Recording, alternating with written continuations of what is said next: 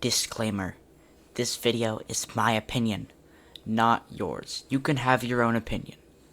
I just think this game is good. That's it. You can have your own opinion. You can think it sucks. I'm just talking about mine. Anyway, yeah, let's just get in the video. Also, I'm doing this video without a script, so if I sound like really off and stutter a lot and don't know what I seem like I'm talking about, it's probably because I don't, and I'm stupid. Eternity, an ASYM game by Rampage Works, with a like ratio of 82% to 18 or something. I don't know. It averages around 200 players, which is severely underrated for how good this game is. It needs more. And now, before you say, "Oh my gosh, Star, you're like one of those people that like only play the game for like 30 minutes and then like ignore like everything in the game that makes it good and what makes it trash." No. I have a full day on this game. I've been playing this for a while. So, and to back up that point, I went out of my way to spend like 3 hours to get Dr. Retro in this game. And let me say, it was kind of worth it. Kind of. It was really confusing. But yeah, I like that game. I like this game that much. So don't think I only played the game for like an hour. Now, starting with the flaws on this game, I will say the game is not beginner friendly at all. Like it took me like a solid long time to learn the mechanics of this game and actually like get good at this game. And like everyone then like, "Oh, if you're so good at the game, then why is the gameplay in the background trash?" It's because I just got my computer back after like 2 whole years, so I'm not really used to keyboard and mouse. Now about the balancing, some killers are trash, and like Frostveil, I despise her. And going against her and playing as her, it's actually terrible. Like, I bet there's probably some people that do enjoy it. Like, I can see why, but like, it's just not for me, bro. Now the balancing between survivors and killers is actually pretty decent. There are some flaws that I can't really describe because I have an IQ of 2, so I'm not gonna talk about them. Like, you can like go in the game for yourself and see what I'm talking about. That there are some like flaws between killers and survivors, but I don't know how to describe it. A range slash kind of rushdown summoner slash summoner type of killer. Now, she is fairly trash, but in the right hands, she can actually be a freaking death machine.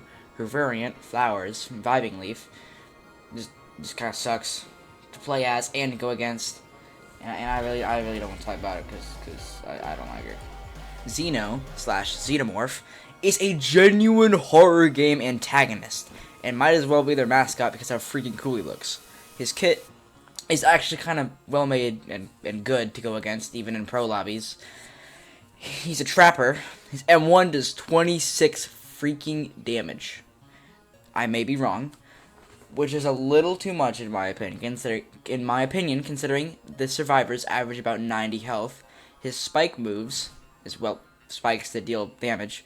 His trap, it grows bigger over time, but has a cap, of course.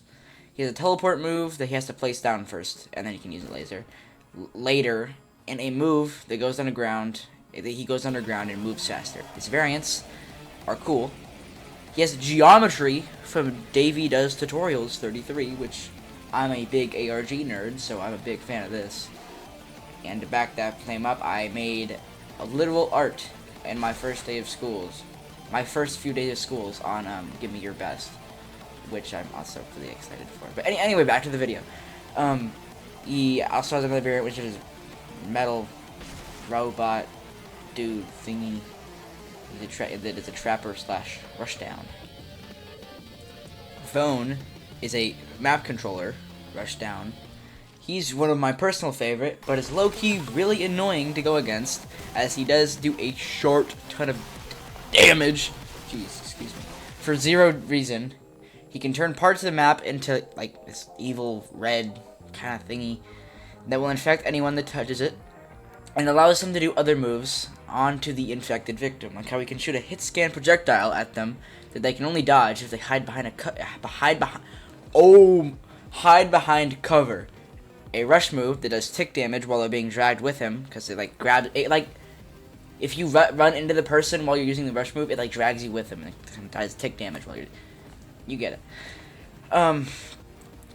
He has a TP move and has no variants, but as of this video, he's getting a user variant from Decoded Collective, and that's an upcoming thing.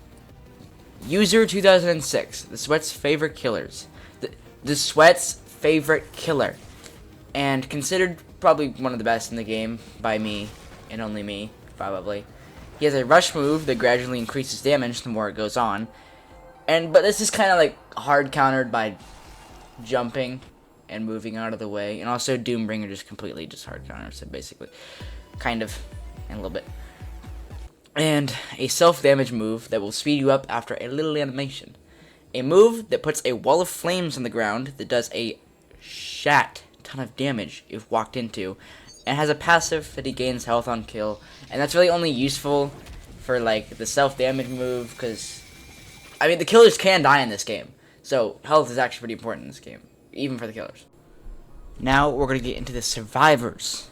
First one on our list is Dominoes, who is a ranged survivor that has a sniper that can shoot the killer across the map, even through walls, in fact, and she has a move that smacks the killer in the face with the butt of her gun, and it sends them pretty far, but also like a very short stun. And then goggles that make you like be able to see like the killer and the survivors, like your entire team, through the map.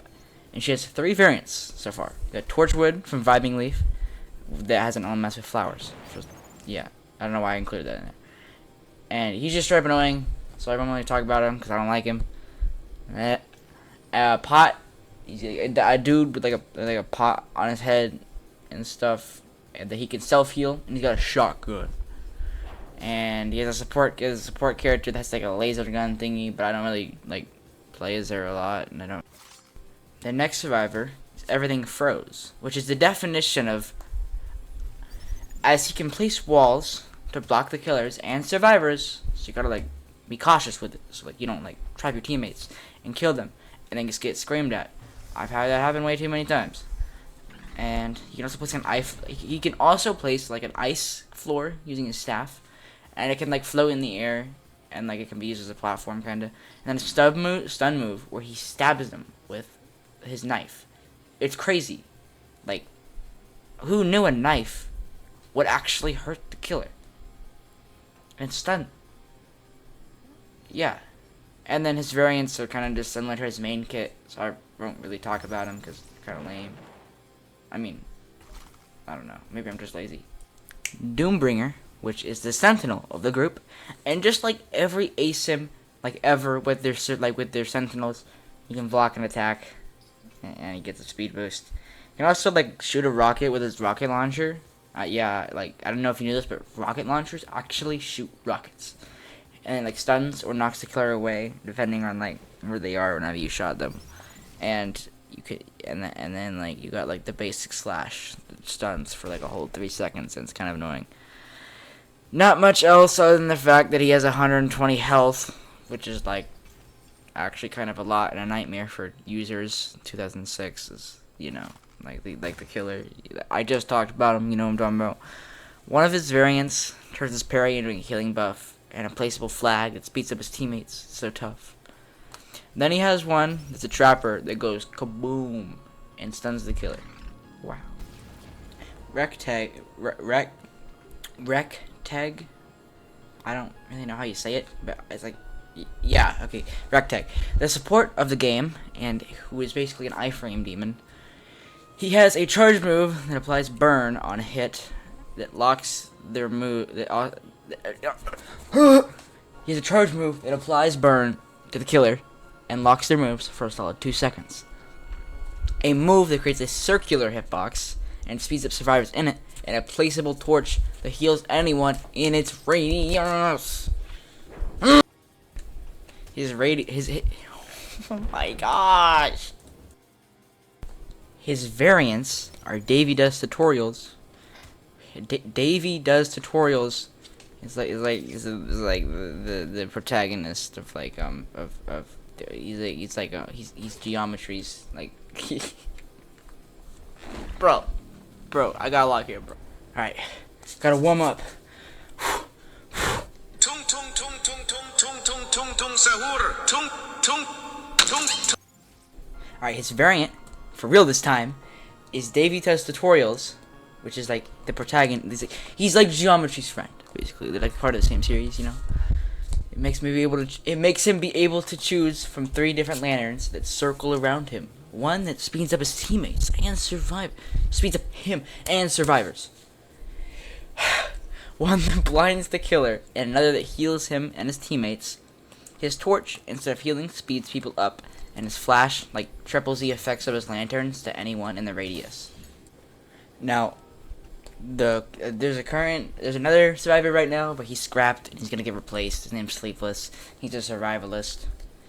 Not much else to him really. I have gameplay of him that you're seeing right now. So now, we're gonna go to the mechanics now because I've already went over like the playable characters. One thing I do like about the playable characters though is that they're all free. The skins are the stuff that costs, and it's all free for you. Now the mechanics I absolutely hate is the chase starting mechanic. So in the game, in order to start a chase, you have to physically look. You have to have eye contact with the killer and the survivor at the same time to start a chase, which is when you gain a 30% speed boost for each. If you don't know that you can do that, you're gonna get destroyed because like he's gonna sneak up behind you. You can't run away because you don't have that 30% speed boost, and he's faster than you. And you just get like one-shotted, and it's kind of annoying. But if you know how to play the game, it's not really all that bad, but can still cause a lot of problems. The parkour is where the good stuff comes in.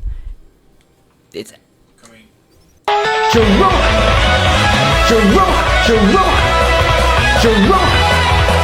It's my Jerome.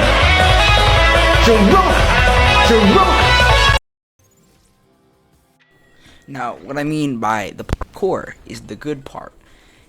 It makes the game actually fun, and not like every other ASYM on the entire planet. It also makes it so you could actually keep somewhat. It's not like it's gonna give you free movement. It costs like 10 stamina out of your 150, which I know that might not seem like a lot, but it actually gets you pretty far for 10 stamina. And you also got mantling, which, if used by the right person, is like putting a gun in a freaking military member's hand and asking him to try and hit you from like 3 feet away, bro. Yeah, he's gonna do it. It's gonna happen. The music. It's the final thing I'm gonna talk about, and you can go back to doing whatever you're doing. You're wasting your time here. I don't know why you're watching this video. This has got poor editing. It's my first ever like properly edited video, and with a voiceover, by the way. And like the music is actually freaking peak. Like probably better than Forsaken's. Of course, it doesn't have like lyrics and like violins and crap. And it might. I don't know. I may be stupid, but it's really good. Like I'm gonna play a clip of it.